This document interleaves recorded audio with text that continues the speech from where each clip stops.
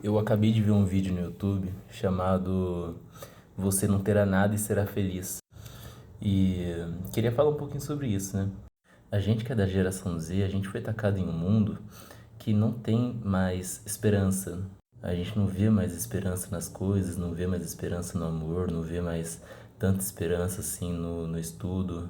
Porque a gente vê que, às vezes, né, a gente pode ter um sonho, às vezes um sonho de ser um advogado bem-sucedido, mas o mercado está saturado, às vezes de ser um médico bem-sucedido, só que a gente vê que a classe médica só faz isso por dinheiro e que a indústria, né, fomenta uma propaganda como se fosse, você toma esse remédio aqui, você vai melhorar, só que é uma droga.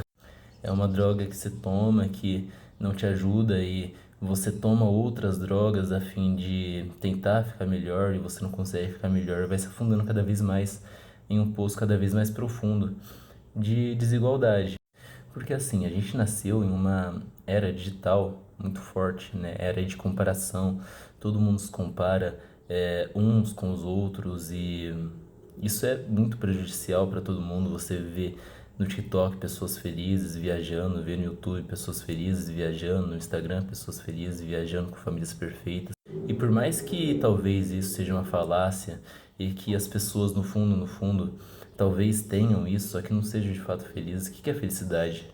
Tipo, será que é possível no mundo atual a gente, porra, ter esperança no amor, nessas coisas mais abstratas? Porque a gente já nasceu em um mundo que tá acabando, sabe?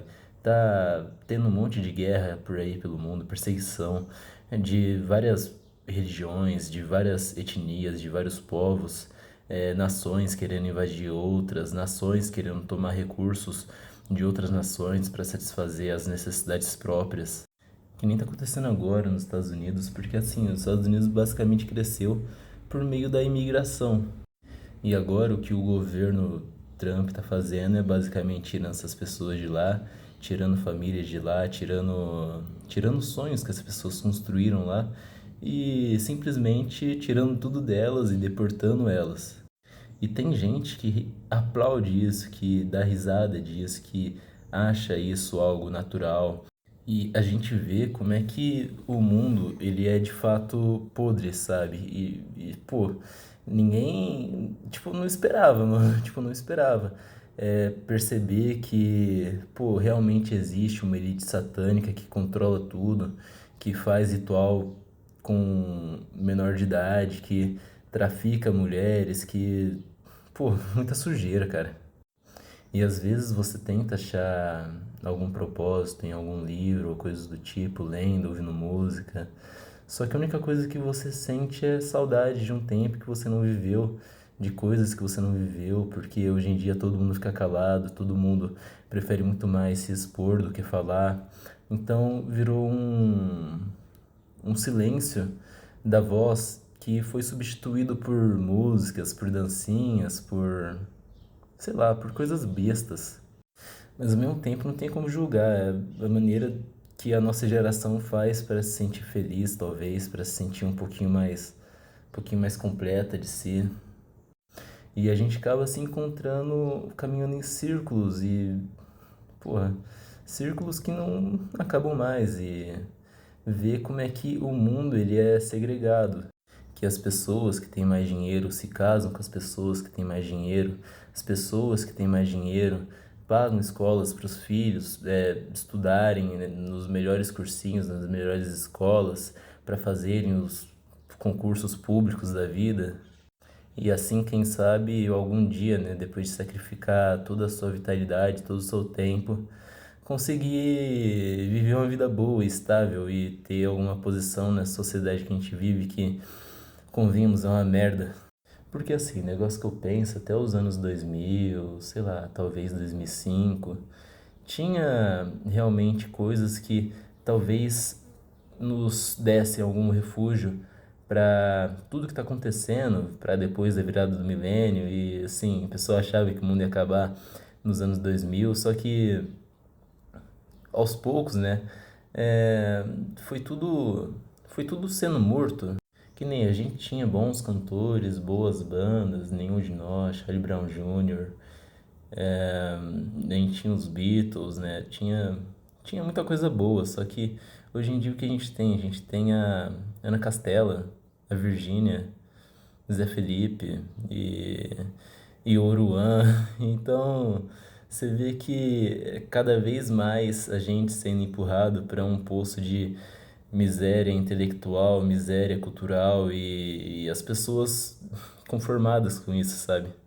E ao mesmo tempo, ninguém da nossa geração é estimulado a, sei lá, praticar o real talento que essa pessoa tem. Às vezes uma pessoa nasceu para cantar, às vezes uma pessoa nasceu para compor, só que ela acaba sendo empurrada para um sistema de doutrinação, né? Não doutrinação no sentido ruim, mas doutrinação no sentido de você perder o sentido da sua vida, você perder.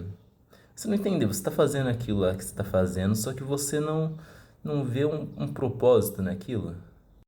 Tem uma música do Raul Seixas que se chama As Aventuras de Raul Seixas na Cidade de Thor.